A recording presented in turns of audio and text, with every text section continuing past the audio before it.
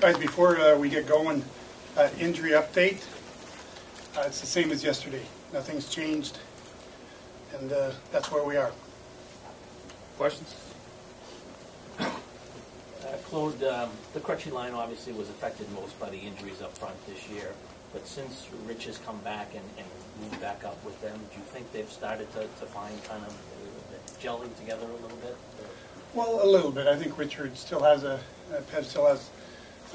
ways to go. I think, I think he's certainly not at the top of his game right now, and we want him to continue to progress. He's certainly aware of that because I think that's going to be a big key to us, to our success moving forward. Is that line is a good line, and Hev is at the top of his game. And obviously, we don't expect him to come back after being out for 6 weeks and be at the top of his game. But we want to make sure that he continues to progress here. The way you guys won most of your series last year, grinding down the other team's defensemen on their retrievals, getting in hits, and wearing them out, and maybe emerging and getting stronger as the series went on. Is it the same ball game going into this series, or is it a different kind of a team and a different way to play them? Well, I don't know how much I want to start talking about our game plan here, but one thing, Mick, is that our team is, like I always say, built a certain way where we have to play a certain style, and that's not about to change.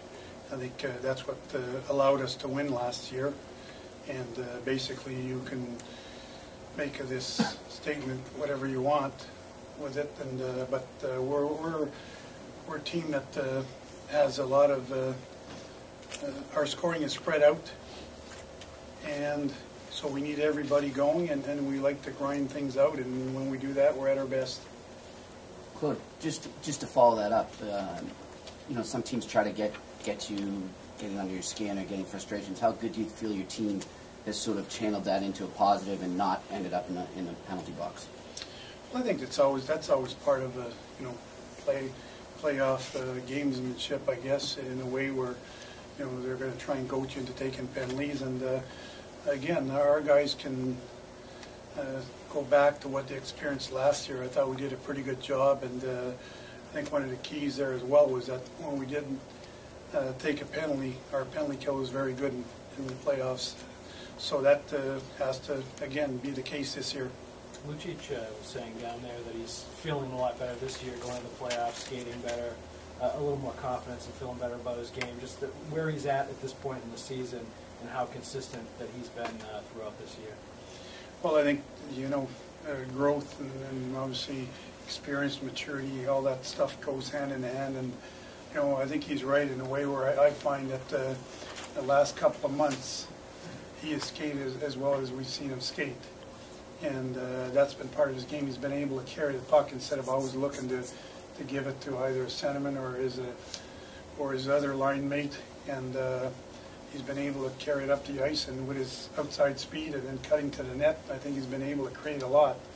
And obviously even making plays from that, and remembering Kretsch's goal from a pass from just behind the goal line, and that's what Luch is all about. His forecheck, his physical presence, his strength, and when he's skating, he's certainly one of those guys that's hard to stop when he decides to go to the net. You did a lot of power play work today. What are the keys to this year's playoff power play, obviously being better than last year's playoff power play? Not waiting until the finals.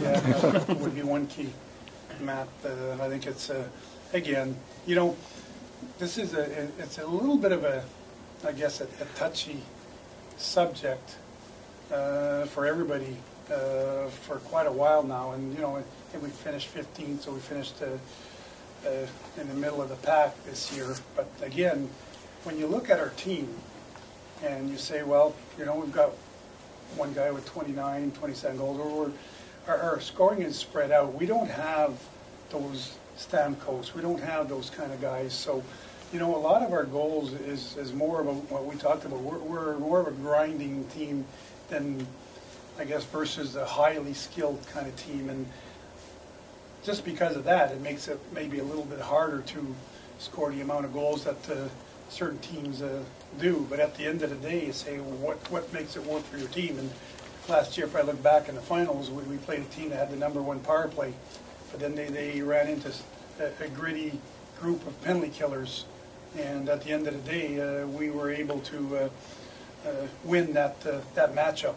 So again, it goes hand in hand, and we keep working on it every day because we know that's an area that becomes a challenge for us. But you know, when you look at the final stats of teams where they are in as far as the power play is concerned, there's also a lot of teams below us that you'd expect to be above us. So I don't know if it's a disappointment. I think that this year, personally, I found our power play to be better when it came to bringing the puck in, spending time in the offensive zone, and then moving it around. Probably the biggest issue that I think our team faced as far as the playoffs was concerned was the finishing. And you know, when you look at the end of the night, we take time to review that stuff, and you look at the scoring chances you had on the power play, and there's a lot of nights where it did everything but score. So, you know, it's not as bad a situation as many people think. But at the same time, Matt, I tell you that we would like our power play to be able to maybe finish a little bit better here in the